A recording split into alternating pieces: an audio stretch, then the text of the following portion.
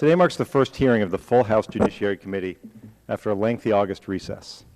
How fitting it is that it be devoted to a bogus and politically motivated attack on women's health care and on those who provide it. Let's be clear. The entire premise of today's hearing is based on viral videos that have been dissected, debunked, and discredited. For 3 years, anti-abortion activists fraudulently cast themselves as biomedical researchers. Their goal? To find a gotcha moment that catches staff affiliated with Planned Parenthood breaking the law, and after 3 years of deception, they failed to find it. So what did these extremists do? They heavily edited footage to smear Planned Parenthood, a nonprofit health care provider that serves over 2.7 million Americans every year, as some sort of for-profit enterprise engaged in a preposterous black market of fetal tissue. Conveniently scrubbed out are the parts where staff says that no one should sell fetal tissue, and their goal is to cover the costs of the donation process. In short, these videos are heavily edited and intended to deceive. So why are we here?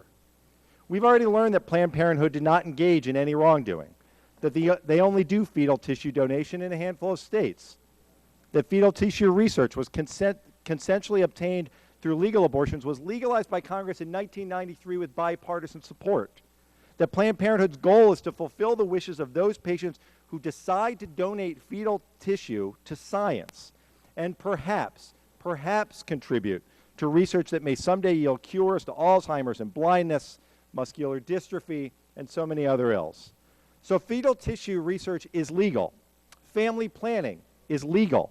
And as much as some of our witnesses today like to pretend otherwise, abortion is legal.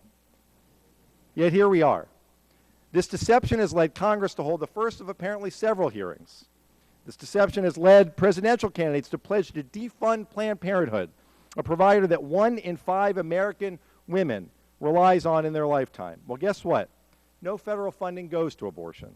So when you defund Planned Parenthood, you're just defunding the over 97% of what they do that is not abortion, meaning you defund pregnancy tests, you defund birth control, you defund screenings for breast cancer and cervical cancer and ovarian cancer, you defund vaccinations, you defund access to referrals to other hospitals and specialists, and you deny prenatal care.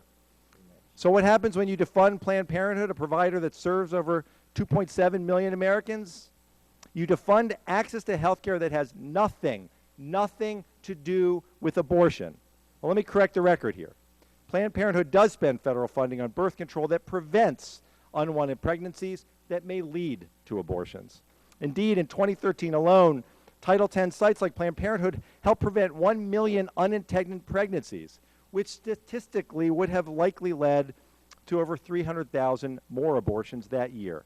I honestly don't know why we're here today. But here's what I do know.